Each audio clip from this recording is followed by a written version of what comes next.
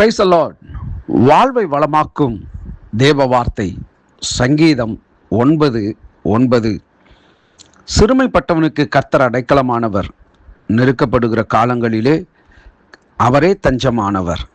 ஆம், இந்த வார்த்தையின் கடைசி பகுதி, நெருக்கப்படுகிற காலங்களில் அவரே தஞ்சமானவர்.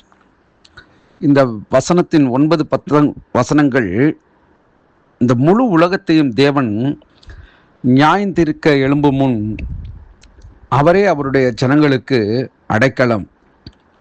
இன்னும் நீங்கள் பார்க்கணுன்னா சங்கீதம் 7:1-2 நீங்கள் படித்து பார்த்தீங்கன்னா தெரியும்.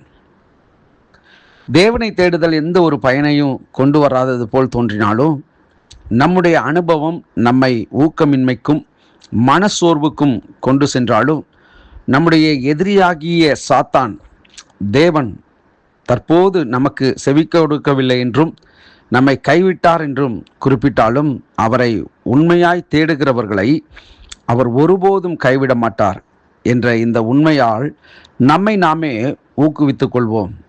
இன்னும் சொல்லணும்னு சொன்னால், நம்முடைய வாழ்க்கையில் சில சோர்வான நேரங்கள், சில இழப்புகளின் மத்தியில், சில துயரமான சூழ்நிலைகளில் கூட நாம் இப்படி தான் நினைக்கிறோம்.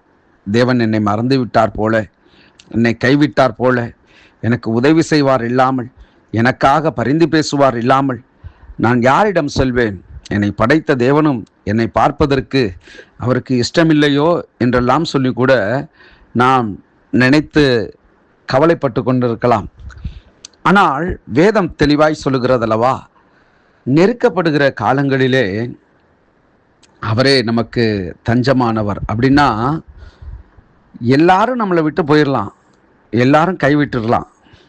ஆனால் தேவன் ஒருபோதும் ஒரு நாளும் அவர் நம்மை கைவிடவே மாட்டாராம்.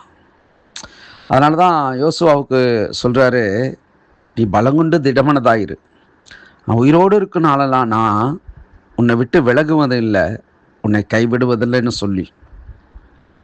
அதனால் இந்த நாளிலே தேவ பிள்ளைகளே, நம்மோடு தேவன் இருக்கிறார் என்பதை ஒரு நாளும் மறந்துடாதீங்க.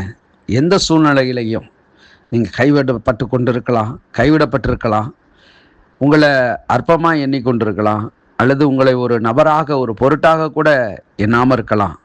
ஆனால் தேவன் உங்களோடு இருக்கிறார். நெருக்கப்படுகிற காலங்களில் அவரே தஞ்சமானவர். அப்படின்னா அவர் நம்மோடு கூட இருக்கிறார்னா நாம் எதை குறித்தும் கலங்கணும், கவலைப்படணும்னு அவசியமே இல்லை. தேவன் நமக்கு நிச்சயம் உதவி செய்வார். அவர் நமக்கு செய்கிற உதவியை போல வேற எந்த மனுஷராலும் நமக்கு செய்ய முடியாது. ஏன்னா அவர் ஒருவரே நமக்கு தஞ்சமானவர், அடைக்கலமானவர், பாதுகாப்பானவர், கோட்டையானவர், நம்மை வழிநடத்தக்கூடியவர், நமக்காக கடைசி பரியந்தம் நம்மோடு கூட இருக்கிறவர். கலங்காதிருங்கள். ஜெபிப்போம். நல்ல தகப்பனே, ஆசீர்வாதமான இந்த நாளிலும் இந்த வார்த்தையின் மூலியமாக எங்களோடு நீர் இடைப்பட்டதற்காய் நன்றி. இந்த வாழ்க்கையில் ஆண்டவரே, நீர் எங்களுக்கு தஞ்சமாய் இருப்பதற்காய் ஸ்தோத்திரம். இந்த வார்த்தையை கேட்கிற ஒவ்வொரு பிள்ளைகளையும் ஆசீர்வதி. கிறிஸ்து இயேசுவின் நாமத்தில் ஜெபிக்கிறேன் எங்கள் ஜீவனுள்ள நல்ல பிதாவே. ஆமேன், ஆமேன். God bless you.